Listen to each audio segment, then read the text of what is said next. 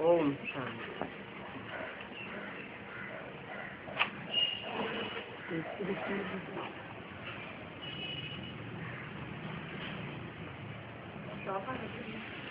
चल रहा था 29/11/65 प्रातः क्लास।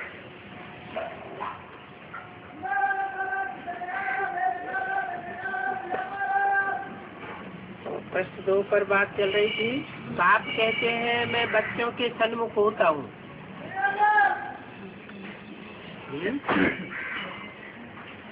किसके सन्मुख होता हूँ? बच्चों के सन्मुख। माना 500 करोड़ बच्चे नहीं है,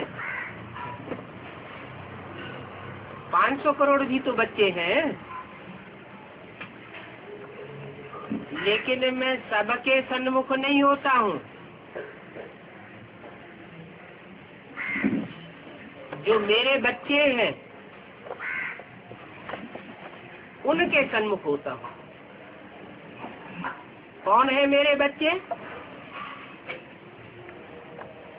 जो मेरे से विमुख नहीं होते हैं, जो पूरे 84 जन्म लेने वाले हैं, क्योंकि पूरे 84 जन्म लेने वालों को ही देवता कहा जाता है। दिन प्रतिदिन देखेंगे बाबा मधुबन से बाहर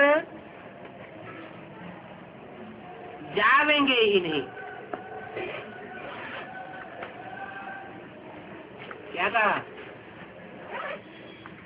मधुबन से बाहर जावेंगे ही नहीं। माना मधुबन में ही रहते, मन बुद्धि से रहते हैं या प्रैक्टिकल में साकार में रहते हैं? मन बुद्धि से। और प्रैक्टिकल साकार में बाहर में जावेंगे, जाना पड़ता है। बाहर का मतलब क्या है? बाहर का मतलब जो ब्राह्मणों के अलावा जो बाहर की दुनिया है उसमें तो जाने का सवाल ही नहीं। लेकिन यहाँ सन्मुख की बात हो रही है। जो बच्चे मेरे सन्मुख रहने वाले हैं, विमुख नहीं होने वाले हैं, और जिनकी मन बुद्धि मधुबन में धरी रहती है, दुनिया से बुद्धि योग टूटा हुआ है, मैं उन बच्चों के सन्मुख होता हूँ और उनसे बाहर नहीं जाता हूँ। इसलिए 4 साल पहले की अव्यक्तवाणी में बोला था, दुनिया की नजरों से बाप दादा ओझल हो गए और बच्चों के सामने प्रत्यक्ष हो गए। इस दुनिया में रखा ही क्या है? जो बाहर की दुनिया है, जो बाप के विमुख होती है, वो तो दुखदाई दुनिया है। मेरे बच्चे 84 जन्म लेने वाले देव आत्माएं हैं, देने के स्वभाव वाले हैं, किसी से लेने की इच्छा करने वाले नहीं हैं। इसलिए ऐसे दाता के बच्चे, दाता बच्चों से मैं सन्मुख होकर के मिलता हूँ, मधुबन में मिलता हूँ। शिव बाबा कहते हैं हमको स्वर्ग में जाने अथवा देखने की खुशी नहीं है। न तो स्वर्ग देखने की मुझे खुशी है और न जाने की खुशी है। खुशी किस बात की है? बच्चों से सन्मुख मिलने की खुशी है। जो बच्चे मेरे से विमुख न होने वाले हैं, उन बच्चों से मिलने की मेरे को खुशी है। मुझे स्वर्ग में जाने की कोई खुशी नहीं है। स्वर्ग देखने की भी खुशी नहीं है। तो बताओ फिर इस दुनिया में हम कहाँ जावेंगे? स्वर्ग देखने की भी खुशी नहीं, जाने की भी खुशी नहीं। जो विमुख होने वाले बच्चे हैं उनसे भी नहीं मिलता हूँ, तो बताओ फिर मैं कहाँ जाऊंगा? जो सन्मुख रहने वाले बच्चे हैं जो कभी विपरीत नहीं होते हैं, उन बच्चों के पास ही जाऊंगा। मेरा पार्ट ही ऐसा है। पतित दुनिया में आता हूँ। कहते हैं 7 वंडर ऑफ द वर्ल्ड, परंतु वो सब मनुष्य के बनाए हुए हैं। ताजमहल को, चीन की दीवार को, झूमती मीनारों को, वंडर ऑफ द वर्ल्ड कहते हैं, लेकिन वो मनुष्यों के बनाए हुए वंडर हैं। उनमें कोई स्वर्ग नहीं होता है। जो the best wonder of the world तैयार होता है, वो मैं बनाता हूँ, वो है स्वर्ग। भले 7 वंडर तैयार होने के बाद लास्ट में वो वंडर आता है। स्वर्ग पीछे आता है, पहले मनुष्यों के बनाए हुए वंडर सामने आते हैं। तो मुझे पतित दुनिया, पतित शरीर, पुराने राज्य में आना पड़ता है।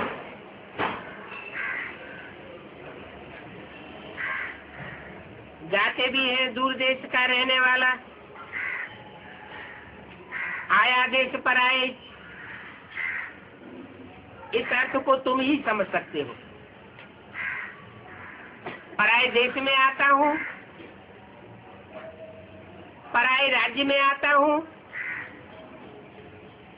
जिस दुनिया में आता हूँ तो दुनिया में मेरा राज्य नहीं होता।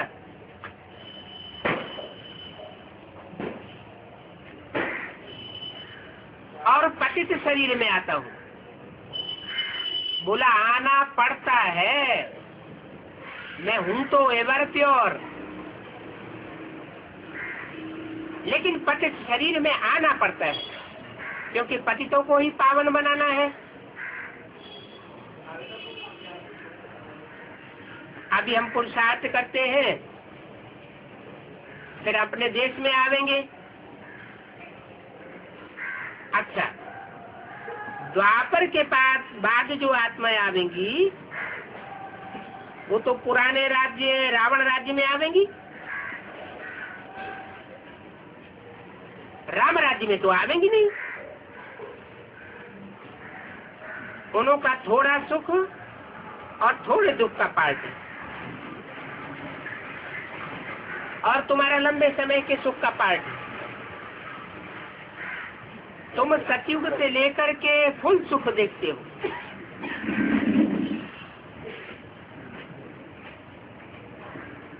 हर एक को अपना अपना पार्ट मिला हुआ है। तो ये बातें बाप बैठ तुम बच्चों को रोज समझाते। मैं कैसे धर्म की स्थापना करता हूँ, और जो सब आते हैं, मैं देवी देवता धर्म की स्थापना करता हूँ।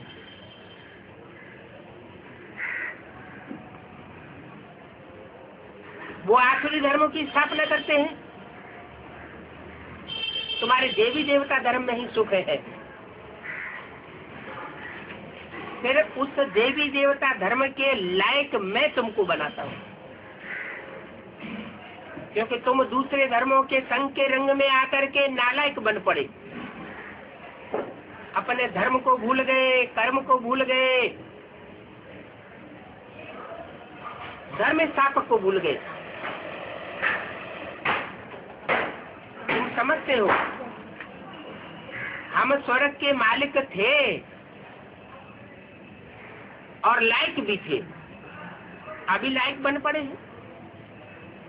माया ने हमको पूरा नालायक बनाया है। किसने बनाया? माया ने। माया कौन है? माया को तो बेटी कहते हैं। काम, क्रोध, लोभ, मोह, अहंकार,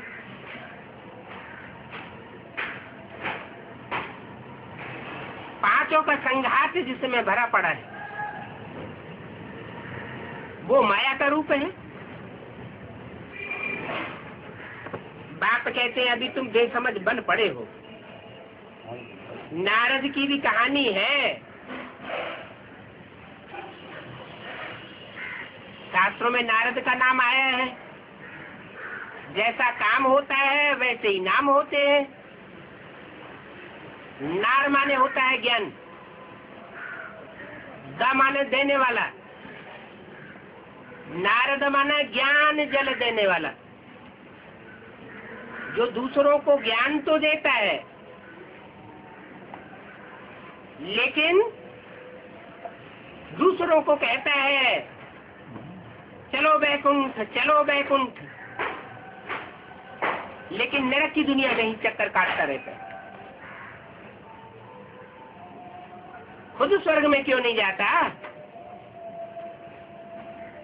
तो नारद का मुंह बंदर मिसल दिखाई दिए।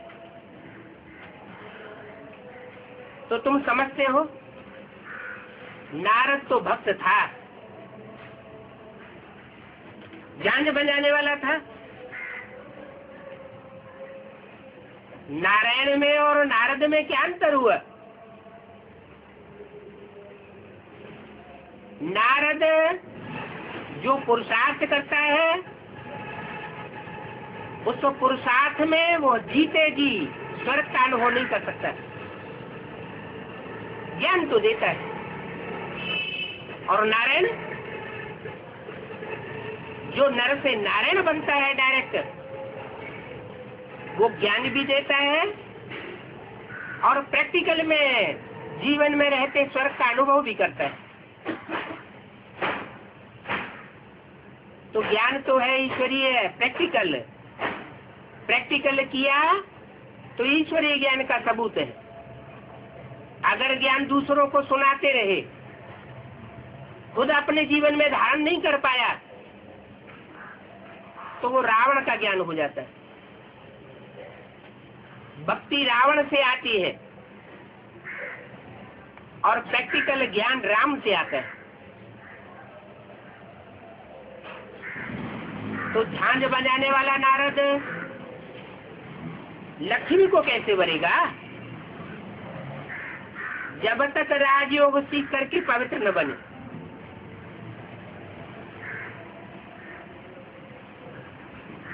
तो कौन हुए नारद और कौन हुआ नारायण?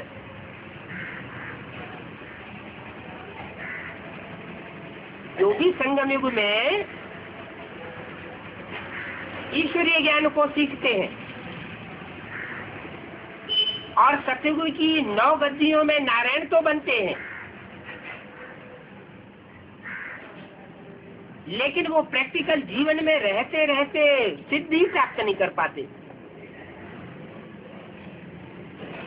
वो हुए नारद। और इसी जन्म में प्रैक्टिकल में सिद्धि प्राप्त करे, वो हुआ नारायण। जब तक राजयोग न सीखे, इसका मतलब ये हुआ कि जो 8 नारायण हैं सतयुग के, जो सतयुग में बच्चा बन करके बड़े होंगे, फिर राजगद्दी लेंगे, वो शरीर छोड़ करके नारायण बनेंगे। और जो नर से नारायण डायरेक्ट बनने वाला है, वो पूरी बात को समझ करके न्याय ज्ञान को पूरा अच्छी तरीके से जीवन में धारण करके दूसरों को धारणा करा के अपनी राजा स्थापन करता है इसी जीवन में।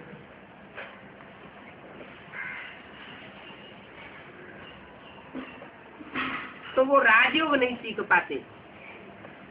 अब सवाल पैदा होता है, जब वो राजयोग नहीं सीख पाते तो सतयुग के अगले जन्म में जाके नारायण कैसे बनते हैं?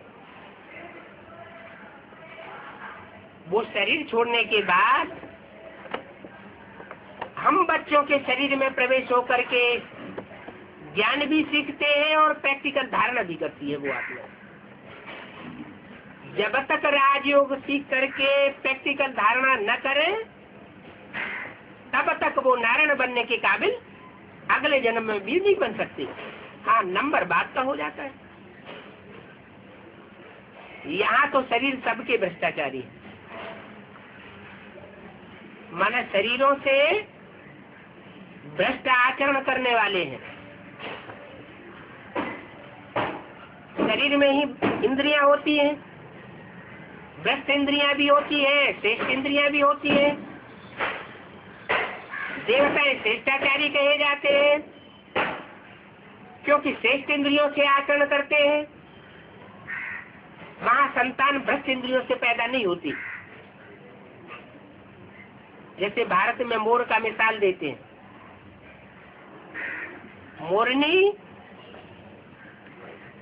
मोर का आंसू पीती है और उससे उसका गर्भ रह जाता है। उस मोर की पूंछ कृष्ण के मस्तक में लगाई जाती है। जिम्मेवारी का ताज बनाकर लगाई जाती है। इसका मतलब हुआ शेष इंद्रियों से आचरण करने की जिम्मेवारी कृष्ण ने पहले पहले धारण की।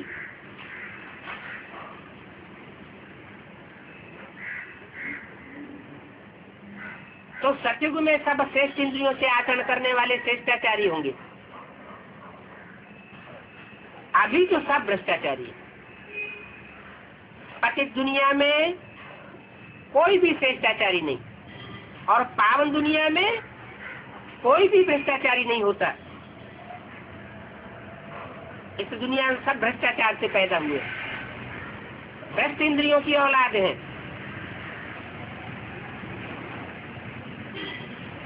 और तुम बच्चों को बाप ने भ्रष्ट इंद्रियों से थोड़ा ही एडॉप्ट किया है, तुमको तो एडॉप्शन किया है। तुमने कोई गर्भ से थोड़ा ही जन्म लिया है। तो एडॉप्शन तो मुख से होता है या गोद में लेने से होता है।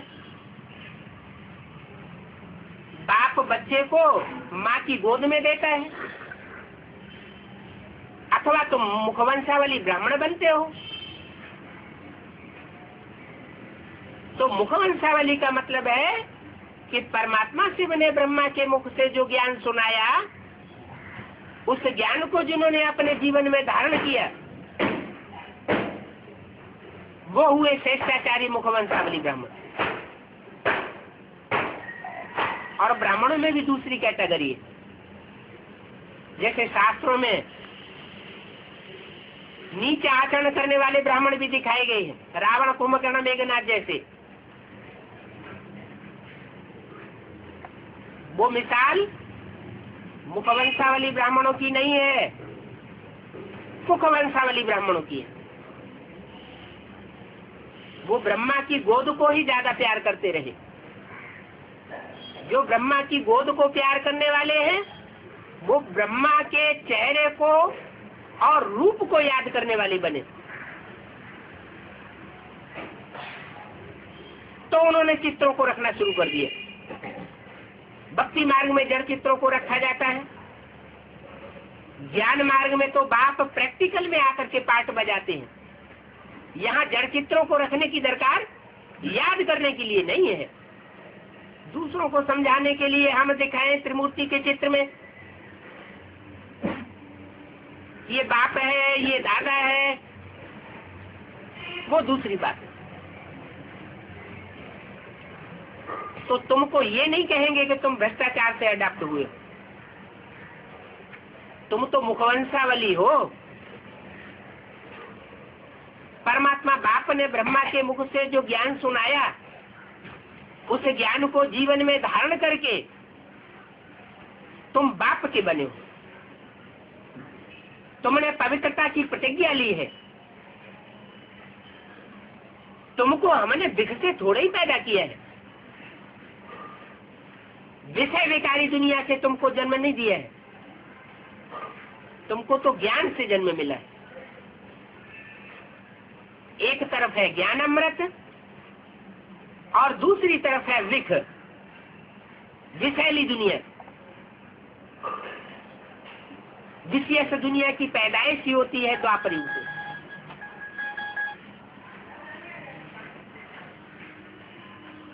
ये भ्रष्टाचार से द्वापर युग शुरू होता है। ये बड़ी समझने और समझाने की बातें हैं कि द्वापर युग कलयुग को भ्रष्टाचारी दुनिया क्यों कहा जाता है और सतयुग और त्रेता को श्रेष्ठाचारी दुनिया क्यों कहा जाता है। क्यों कहा जाता है? क्योंकि देवताएं श्रेष्ठ इंद्रियों का आचरण करते हैं सृष्टि निर्माण के लिए, और आसुरी मनुष्य बेस्ट इंद्रियों का इस्तेमाल करते हैं। ये रचयिता और रचना की नॉलेज है, रचयिता बाप खुद आकर के देते हैं। इस सृष्टि का रचयिता जो सुप्रीम सोल है, वो मनुष्य सृष्टि के पिता में प्रवेश करके रचयिता का पार्ट बजाता है। पहले पहले देवताओं की सृष्टि रचता है।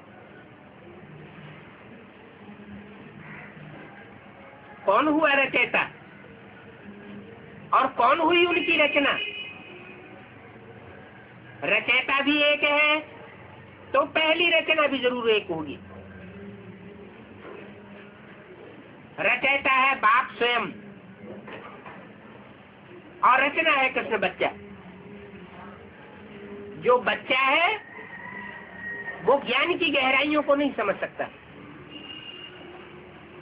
तो वो सतयुग में जाकर के नारायण बनता है। 16 कला संपूर्ण नारायण बनता है। भोला बच्चा है, छल छिद्र कपट नहीं है उस आत्मा में, स्नेह का आधार है, इसलिए 16 कला संपूर्ण बनता है।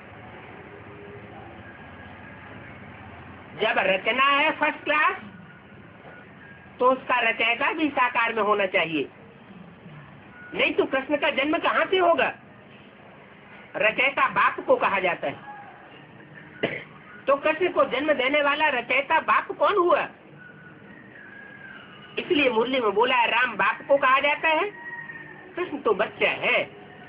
माने बच्चा है परमात्मा से बने। उस बच्चा बुद्धि आत्मा के द्वारा जो भी वाणी चलाई, उस वाणी के गुह्यार्थ को वो नहीं समझ सकती आत्मा।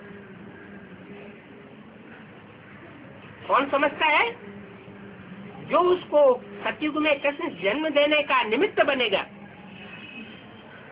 वो ही उस ब्रह्मा के मुख से बोली हुई वाणी के गुह्यार्थ को समझ सकता है, और वही बाप टीचर सदगुरु का साकार प्रैक्टिकल रूप बन सकता है। इसलिए मुरली में आया मैं तो एक ही हूँ, मैं बाप भी हूँ, टीचर भी हूँ और सदगुरु भी हूँ। सदगुरु साकार को कहा जाता है, अकाल मूर्त को कहा जाता है। अकाल मूर्त माना जिसको काल खा नहीं सकता, मूर्त माना जो मूर्ति वाली साकार हो, जिसकी मूर्ति बनाई जा सके, बिंदु की बात नहीं है। तो वो सुप्रीम सोल बाप आकर के राम के चोले में प्रवेश करके ब्रह्मा के द्वारा बोली हुई वाणी का जब अर्थ बताता है, तो अर्थ सहित बुद्धि में बात बैठने से पूरी धारण की जा सकती है। जिस बात को सुना और उसका अर्थ ही नहीं समझा, तो जीवन में धारणा नहीं हो सकती। शास्त्रों में कितनी अच्छी अच्छी बातें बताई है, लेकिन जीवन में धारणा क्यों नहीं होती? ऐसे नहीं कि शास्त्रों में सब अगड़म बगड़म ही है, अच्छी बातें भी हैं, लेकिन जीवन में धारणा क्यों नहीं हुई? 2500 साल से शास्त्र सुनते चले आए, कारण क्या हुआ? क्योंकि जो भी शास्त्र सुनाए जा रहे हैं, उन शास्त्रों में पढ़ने से सुनने से समझना नहीं हो सका। उन शास्त्रों का जो अर्थ है, जो सत्यता है, वो परमात्मा बाप खुद ही आकर के बताते हैं। इसलिए मान्यता भी है, या समझ है कवि या समझ है रवि। या तो ज्ञान सूर्य परमात्मा शिव स्वयं ही सृष्टि पर अवतरित हो जाए, तो शास्त्रों का सही अर्थ बता सकता है। और या तो वो शास्त्रों में जो कविता करने वाले कवि थे वो कवि ही सृष्टि पर बने रहे थे अजर अमर, तो उनका सही अर्थ चला आता। लेकिन शास्त्र तो बन गए, लेकिन उनको बनाने वाले जो कवि थे वो नहीं रहे, तो अर्थ कौन बताएगा? आखिर इन परमात्मा को स्वतः ही आकर के उनका सही अर्थ बताना पड़ता है। तो सभी पॉइंट्स तो कोई समझ नहीं सकता। बाप जितने भी पॉइंट्स बताते हैं सारे पॉइंट कोई नहीं समझ सकता, क्योंकि यहाँ रहते हैं, सन्मुख सुनते हैं तो बुद्धि में ठहरता है, और बाहर की दुनिया में गए तो गुम हो जाता है। जितना जितना सोने का पात्र होगा उतना उतना बुद्धि में बैठेगा। बुद्ध रूपी पात्र अगर देह अभिमान की मिट्टी के संग के रंग में आ गया तो बुद्धि में से सारा ज्ञान उड़ जाता है।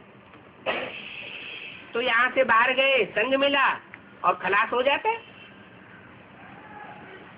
जब तक सन्मुख है तो अच्छा अच्छा करते हैं, बाहर की दुनिया का संग का रंग लगने से सपाट हो जाता है। कहा जाता है संग तारे कुसंग बोले। क्या? श्रेष्ठ संग पार उतार देता है और दुष्ट का संग डुबो देता है। तो फिर क्या करना चाहिए?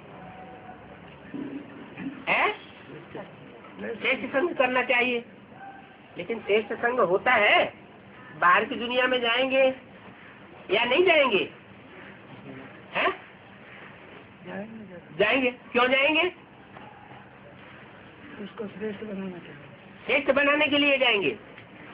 श्रेष्ठ वाचा से बनेंगे, कर्मणा से बनेंगे, या मनसा की पावर से बनेंगे?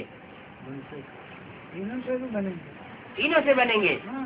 तो तीनों से बनेंगे तो पेट का धंधा करना पड़ेगा, और दुनिया में पेट के धंधे सब झूठे हैं, तो झूठा धंधा करना पड़ेगा, झूठों के संग के रंग में आना पड़ेगा।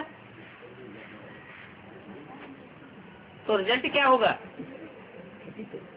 जो अभी तक होता आया।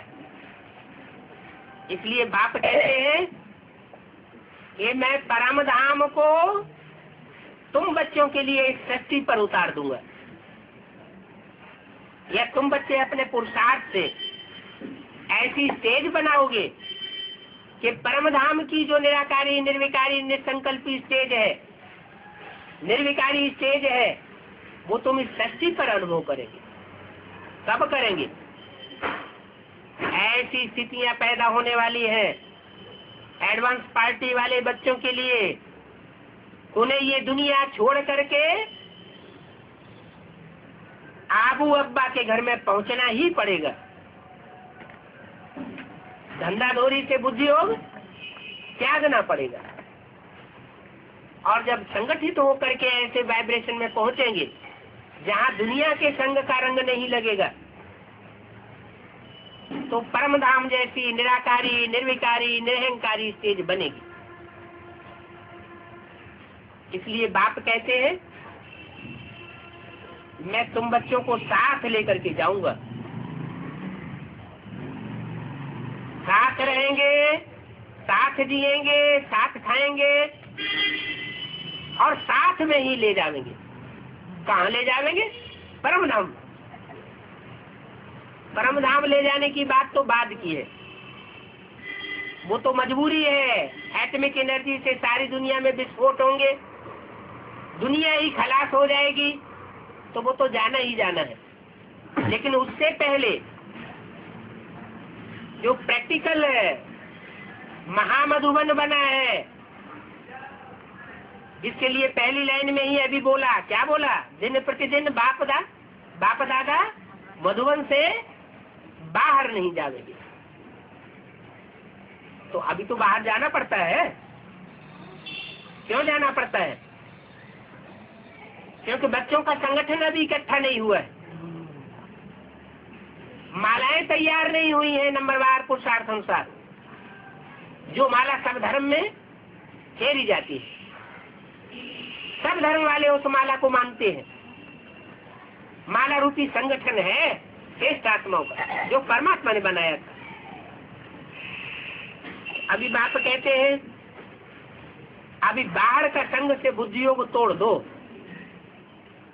क्योंकि संग तारे कुसंग बोले। भले यहाँ भी बैठे हैं, परंतु जिनका यहाँ बैठे भी बुद्धियों को बाहर भागता रहता है, तो उनका पुरुषार्थ कैसे पूरा होगा?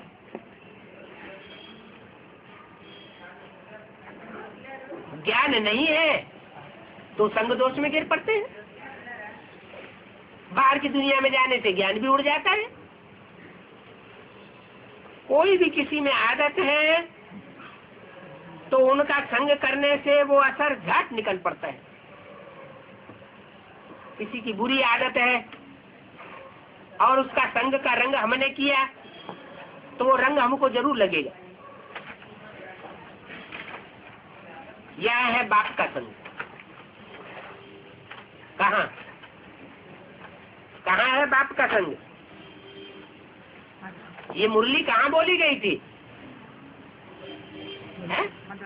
माउंट आबू में बोली गई।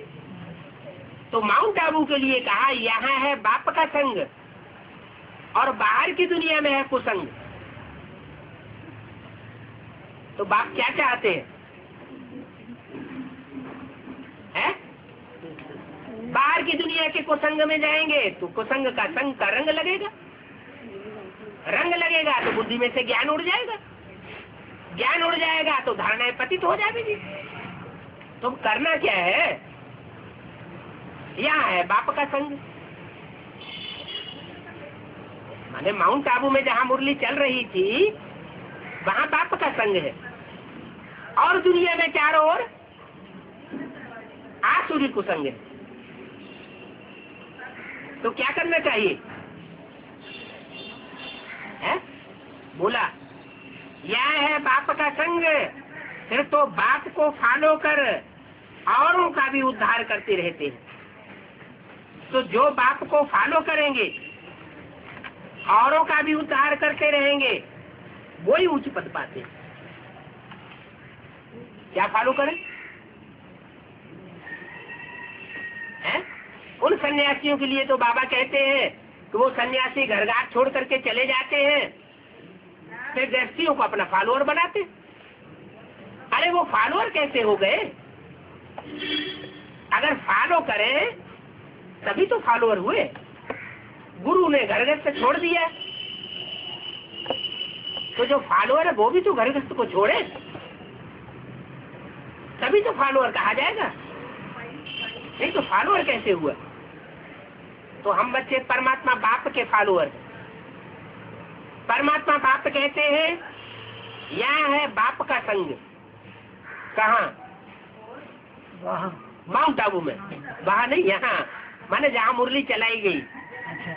यहाँ है बाप का संग, फिर तो बाप को फॉलो करो। क्या करो? बाप को फॉलो करो। जगन्नाथ भाई बहुत मेहनत की कि बाबा के घर में रहे। बाप को फॉलो करो, औरों का भी उद्धार करते रहो, तो जरूर ऊंचे पद मिलेगा। तो बोला कई नए नए बच्चे कहते हैं बाबा हम नौकरी आदि छोड़ करके इसी सर्विस में लग जावे, माना बाबा के साथ रहे, बाबा का ही संग का रंग लगे, दुनिया का संग हमको न लगे। क्यों कहते हैं बार बार? है? कई बच्चे कहते हैं तो क्यों कहते हैं? क्योंकि बाबा के पास आते हैं तो अवस्था अच्छी बन जाती है, और बाहर की दुनिया में नौकरी धंधे के संग के रंग में जाते हैं तो अवस्था खराब हो जाती है। बार बार का उनका ये अनुभव है,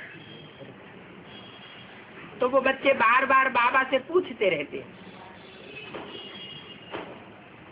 तो बाबा कहते हैं बच्चे आगे चल करके माया नाक से ऐसा पकड़ेगी जो बात मत पूछो। तब क्या करेंगे? बाबा के पास अभी आकर के बैठ तो जाओ, लेकिन जो जितना रुस्तम बन के चलता है, माया उसको उतना ही बड़े रूप में पकड़ती है। अनुभव कहता है, ऐसे बहुतों ने घर घाट छोड़ा है। क्या? बहुतों ने घर घाट छोड़ा है। उन छोड़ने वालों में अभी भी माउंट आबू में ढेर बैठे हुए, छोड़ छाड़ करके सन्यासी बन करके माउंट आबू में बैठ गए। क्या ज्ञान सुनकर के आकर्षित हुए थे? या भक्ति मार्ग के सन्यासी मिसल छोड़ छाड़ करके बैठ गए? तो बाप कहते हैं आगे चल करके माया ऐसा नाक से पकड़ेगी जो बात मत पूछो। अनुभव ऐसा कहता है कि बहुतों ने छोड़ा है, फिर चले गए। कहाँ चले गए? है तो इसी दुनिया में, चले कहाँ गए? श्रीमत के बरखिलाफ चले गए। देहधारियों के संग का रंग लग गया, देहधारी गुरुओं के चंबे में आ गए। ईश्वरीय जन्म तो लिया, फिर माया ने उनको घसीट लिया। जब माया ने उनको घसीट लिया तो माया अपनी मत पर चलाएगी या ईश्वरीय मत पर चलने देगी? अपनी मत पर चलाएगी। बड़े अच्छे अच्छे बच्चों को माया एक ही भूसा लगाए बेहोश कर देती, जिनका बुद्धियोग बाहर भटकता रहता है। बाहर की दुनिया जैसी है वैसी ही दुनिया में रहने वाले बन जाते हैं। बाहर की दुनिया वाले महल माड़ियां अटारियां बनाने में लग जाते हैं, ऐसे उनकी बुद्धि भी महल माड़ियां अटारियां बनाने में लग जाती है।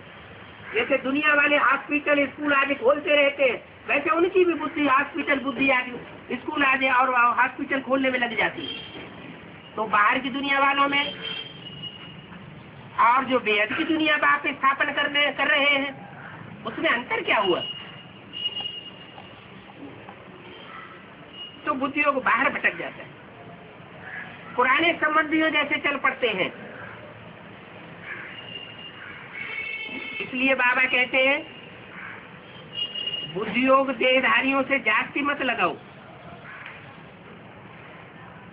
ये बाबा भल तुम्हारा कितना भी प्यारा है। क्या कहा? ये है बाबा। कौन सा बाबा? ब्रह्मा बाबा। ब्रह्मा, जिसके मुख से मुरली चलाई जा रही थी। ये बाबा भल तुम्हारा कितना भी प्यारा है, तो इसमें भी बुद्धियोग मत लगाओ। माना वो देहधारी हुआ या निराकारी स्टेज वाला हुआ, वो भी देहधारी हुआ। सूक्ष्म देहधारी वो तो बाद में बना, लेकिन जिस समय मुरली चल रही थी उस समय की बात है। तो देहधारी में बुद्धि मत लगाओ। बाप को याद करेंगे तो विकर्म विनाश होंगे, अगर बाप को याद नहीं करेंगे तो विकर्म विनाश नहीं होंगे। कोई भी शरीरधारी में प्यार मत रखो। सत्संगों में सब देहधारी ही सुनाते हैं। क्या कहा है? और जितने भी सत्संग हैं उनमें सब देहधारी ही सुनाते, दो देहधारी ही सुनाते हैं। और यहाँ सुनाने वाला कौन है? चलो ब्रह्मा के तन में ही सुनाता था, लेकिन सुनाने वाला कौन था? निराकारी। भले निराकारी स्टेज वाला नहीं था, लेकिन सुनाने वाला था तो ना निराकारी। तो निराकारी स्टेज वाला खुद नहीं था तो जरूर दूसरों को भी उस समय बनाने की बात नहीं थी। जब वो खुद ऐसी स्टेज पकड़े, निराकारी, निरहंकारी, निर्विकारी, तब बच्चों को भी ऐसी स्टेज धारण करा सके। कोई महात्मा का नाम लेते हैं तो ऐसे थोड़े ही कहते हैं कि परमपिता परमात्मा शिव हमको पढ़ाते हैं। यहाँ तो बाप बैठ बच्चों को पढ़ाते हैं, बच्चों को समझाते हैं। इस रचना का मैं बीज हूँ, चैतन्य हूँ, मुझे सारे झाड़ की नॉलेज है।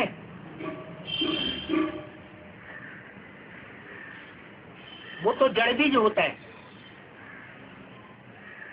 उसमें सारा झाड़ समाया हुआ होता है, लेकिन वो जड़ झाड़ होता है। और ये चैतन्य मनुष्य सृष्टि का झाड़, तो जरूर इसका जो बीज होगा वो भी चैतन्य होगा। ये 500-700 करोड़ पत्तों वाला झाड़ है, पत्ते पत्ते ही होते हैं, पत्तों में वृक्ष नहीं समाया हुआ होता है, लेकिन बीज में सारा वृक्ष समाया हुआ होता है। जैसे गीता में भी कहा है, न अहम तेसु ते मयि, मैं पत्तों में समाया हुआ नहीं हूँ, टाल टालियों में समाया हुआ नहीं हूँ, लेकिन वो टाल टालियां, पत्ते आदि, फल आदि, फूल आदि सब मेरे में समाये हुए। माना इसका क्या मतलब हुआ? इसका मतलब हुआ कि जो इस मनुष्य सृष्टि का बीज है, उस बीज में हर धर्म के, हर मतों के, हर समय के संस्कारों के पार्ट उस बीज में समाये हुए। वो सबका बाप है, इस्लामियों का भी बाप है, बौद्धियों का भी बाप है, क्रिश्चियंस का भी बाप है, हर धर्म का पिता है। वही पिता अभी आकर के कहता है, सर्वधर्मान परित्यज्य। अभी सब धर्म जो है तामसी हो गए हैं, उनमें जो धारणाएं सिखाई जा रही है वो तामसी धारणा है, उनको छोड़ दो। और अब मैं जो तुम्हें पढ़ाई पढ़ा रहा हूं, उस पढ़ाई को पढ़ो। अर्जुन से भी ऐसे ही कहा, अर्जुन तू शास्त्रों का पढ़ा हुआ सारा भूल जा, मैं जो तुझे बताता हूं वो पढ़। ये शास्त्र तेरे को अनेक जन्मों का ज्ञान नहीं देंगे, तू अपने आगे पीछे के जन्मों को नहीं जानता, मैं तेरे को बताता हूं। अब अकेले एक अर्जुन को बताएगा या इस मनुष्य शक्ति की जो भी मनुष्य आत्मा पाठधारी है सबको बताएगा? सबको बताएगा। वो सिर्फ तरीका बताता है। इस तरीके से ज्ञान में चलेंगे, योग को धारण करेंगे, ऐसे ऐसे जीवन बितावेंगे तो तुम्हें अपने जीवन के अनेक जन्मों का साक्षात्कार होता रहेगा। तो परमपिता परमात्मा शिव हमको पढ़ाते हैं, बाप बच्चों को समझाते हैं कि मैं चैतन्य बीज हूँ, मैं कोई जड़ बीज नहीं हूँ। चैतन्य होगा तो उसकी परिभाषा क्या होगी? चैतन्य माना बोलता और चालता, चलने वाला भी हो और बोलने वाला भी। वो जड़ बीज तो न बोलता है न चालता है, ये तो चैतन्य बीज है। समझने वाला भी है और समझाने वाला भी है। बुद्धिमानों की बुद्धि है तो समझाएगा क्यों नहीं? बुद्धि का विषय है समझना और समझाना, बाकी इंद्रियों का विषय है सुनना और सुनाना। मुझे सारे झाड़ की नॉलेज है। सारा झाड़ माना जो भी इस्लामी बौद्धिक क्रिश्चियन आदि हैं, सबके स्वभाव संस्कार को मैं जानता हूँ। वो तो जड़ बीज होते हैं। चैतन्य होता तो सुनता, मेरे से झाड़ कैसे निकलता है वो सुनता। मैं सृष्टि का चैतन्य बीज, ज्ञान सागर नॉलेज बोलूं, मेरे में क्या नॉलेज है ये दुनिया में कोई नहीं जानती। मुझ बीज में जरूर झाड़ की आदि मध्यंत की नॉलेज होगी। ये है बेहद की बात। क्या कहा? मुझ बीज में, कौन सा बीज? परमधाम में रहने वाला बीज या साकार सृष्टि पर रहने वाला बीज? जो पूरे 84 जन्म लेने वाला है उस बीज की बात है। जो मनुष्य शक्ति का पिता है, आत्माओं का पिता नहीं है। आत्माओं का पिता उसमें प्रवेश करता है। जब प्रवेश करता है तब उसे अनेक जन्मों की अपनी भी नॉलेज होती है और दूसरों को भी उस पिता से अपनी नॉलेज होती है। तो ये बीज ही अलग है। ऐसे थोड़े मनुष्यों की बीज जानवरों के बीज में जाएगी, या मनुष्य 84 लाख योनियों में जाएगा। जो भी बीज होता है उसमें जैसे भी संस्कार होते हैं वैसा ही उसमें से झाड़ निकलता है। बैंगन का बीज आम का तो नहीं बन जाता, बंदर का बीज मनुष्य का तो नहीं बन जाता। उन्होंने डार्विन थ्योरी बना दी कि मनुष्य पहले बंदर था। ये सब झूठी बातें हैं। इतनी भी बुद्धि मनुष्यों में नहीं है कि बीज जो है, जो बीज होगा वैसा ही झाड़ होगा। बीज बदल करके दूसरा झाड़ नहीं बन सकता।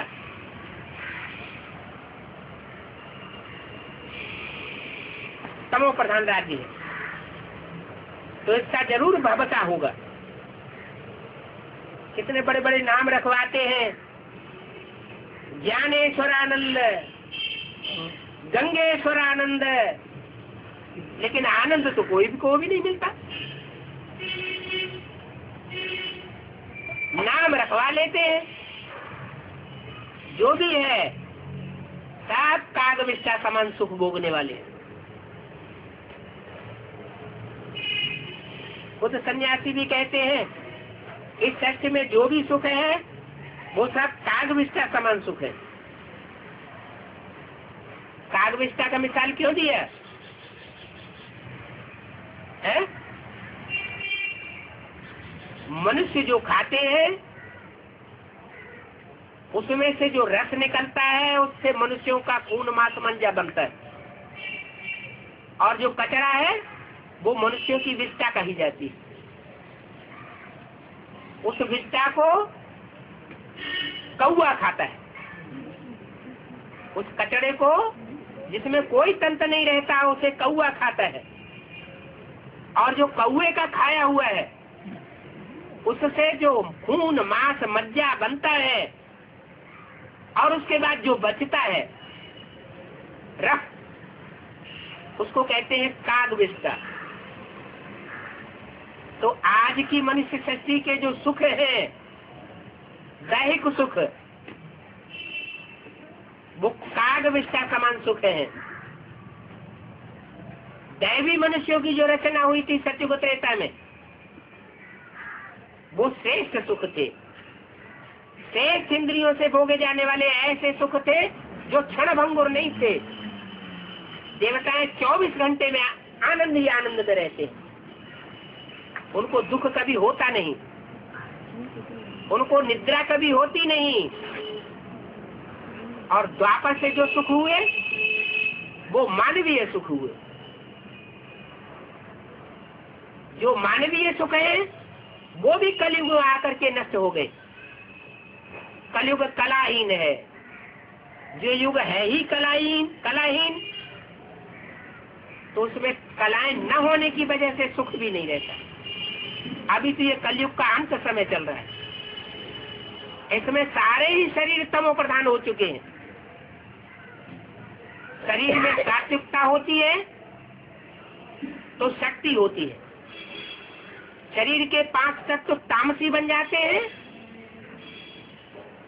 तो तामसी होने के कारण क्षण भंगुर सुख रह जाता है। और जो क्षण भंगुर सुख है वो कागविष्ठा समान कहा गया। और ये तो है लास्ट जन्म। इस आखिरी जन्म में सुख अंश मात्र रह जाता है, बाकी सारा रिजल्ट में दुखी ही मिलता है ही सारी दुनिया पतित, तो सुख कहां से आएगा? स्वर्ग का नाम तो भूलता ही नहीं, क्योंकि वहां पतितपना होता ही नहीं। वहां शक्ति क्षीण होगी क्या? दृष्टि पतित होगी क्या? वाचा से कोई अपशब्द निकलेगा क्या? या तो शक्ति भी क्षीण होती है, दृष्टि भी पतित बनती है, वाचा भी ऊपर नीचे हो जाती है, तो रिजल्ट में दुख मिलता है। तो पतित दुनिया में हर प्रकार की शक्ति का पतन होता रहता है। पतन होने से मनुष्य सुखी नहीं हो सकता। स्वर्ग का नाम तो कोई भी नहीं भूलता। हिंदू लोगों से स्वर्ग कहते हैं, क्रिश्चियन लोगों से पैराडाइज के नाम से याद करते हैं, मुसलमान लोगों से जन्नत के रूप में याद करते हैं। शास्त्र में लिखा हुआ है, मुसलमानों के शास्त्र में भी उसका गायन है, क्रिश्चियंस के शास्त्र में भी पैराडाइज का गायन है। लिखा हुआ है क्राइस्ट से 3000 साल पहले भारत में पैराडाइज था, लॉर्ड कृष्ण का राज्य था। तो कोई भी नहीं भूलता स्वर्ग को। इतने सुख घनेरे तुम बच्चों को मिले थे, क्यों? दूसरे धर्म वालों को तो भूल जाना चाहिए। भारत में भगवान आता है तो भारतवासियों को याद रखना चाहिए स्वर्ग। दूसरे धर्म वाले स्वर्ग को क्यों नहीं भूलते? क्या कारण है? दूसरे धर्म वाले भी भारत में थे। नहीं थे तो भारत में, लेकिन भारतवासी जो है, जो पवित्र बनने की स्पेशलिटी वाले हैं, वही तो स्वर्ग में जाते हैं। दूसरे धर्म की आत्मा स्वर्ग में जाती है क्या? है? नहीं जाती है? हर धर्म में, हाँ, हर धर्म में श्रेष्ठ आत्माएं भी हैं और भ्रष्ट आत्माएं भी। चाहे वो सनातन धर्म हो, हिंदू धर्म हो, और चाहे क्रिश्चियन धर्म हो, और चाहे वो आर्य समाज हो या सिख धर्म हो, हर धर्म में श्रेष्ठ और भ्रष्ट आत्माएं होती है। क्यों? क्यों होती है?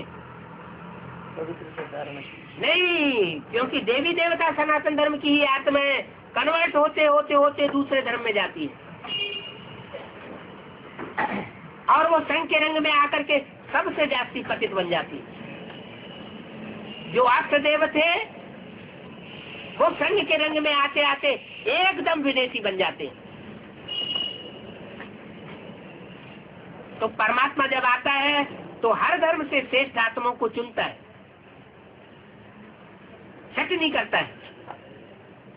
उन श्रेष्ठ आत्माओं को बैठ करके ज्ञान सुनाता है, समझाता है, और विदेशी ही बाप को पहले पहचानते हैं।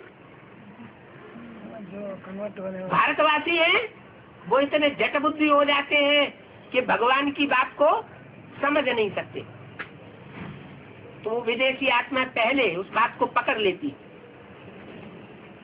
क्योंकि जन्म जन्मांतर के उनके अंदर संस्कार भरे हुए हैं देवत्व के। भले संघ के रंग में आकर के नीचे गिर गई तो वो सबसे पहले ऊंची उठती है। आज भी अष्टदेवों का गायन है,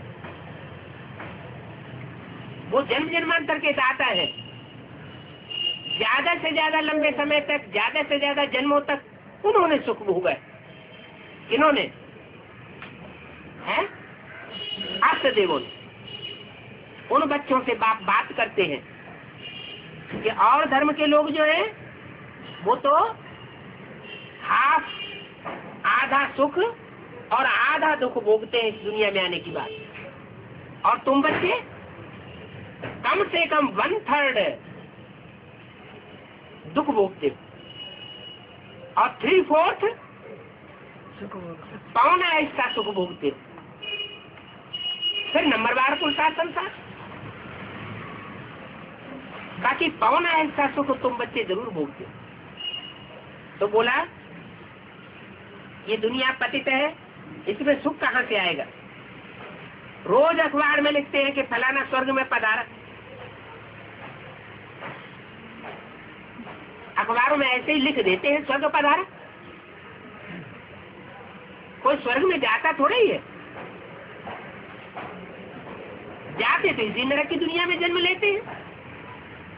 तो क्यों कहते हैं स्वर्ग पधारा? माना जो मरता है उस मरने को कह देते हैं स्वर्ग पधारा। इसलिए कहावत है बिना मरेगा कोई स्वर्ग में नहीं जा सकता। माना स्वर्ग में जाने के लिए क्या करना पड़े? मरना पड़ा। लेकिन बाप जीते जी तो ब्रह्मा ने शरीर छोड़ दिया, मर गया, तो स्वर्ग में चला गया क्या?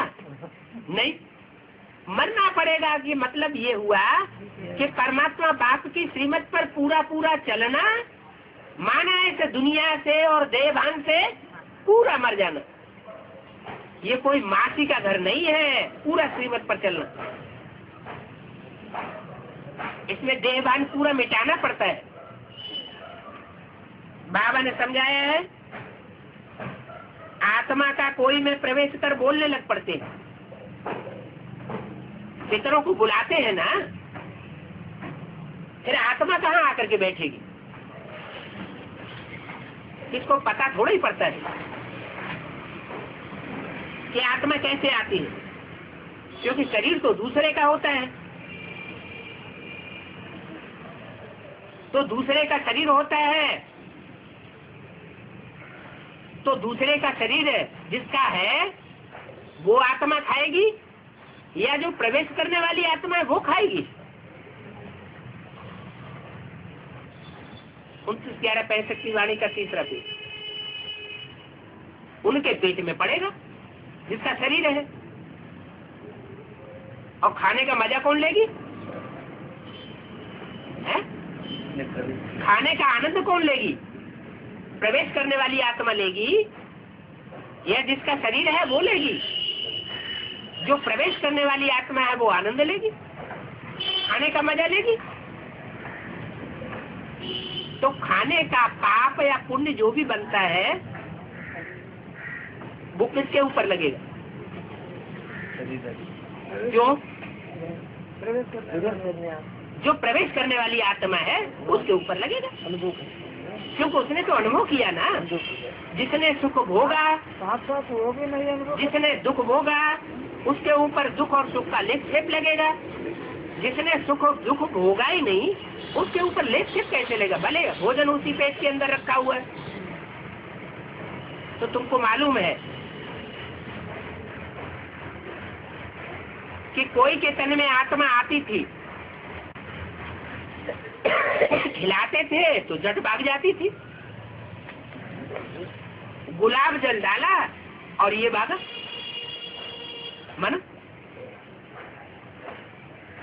माने ये शिव बाबा की बात हुई कि शिव बाबा कोई बच्चे में प्रवेश करते थे, अगर उसमें गुलाब जल डाला तो भाग जाता था।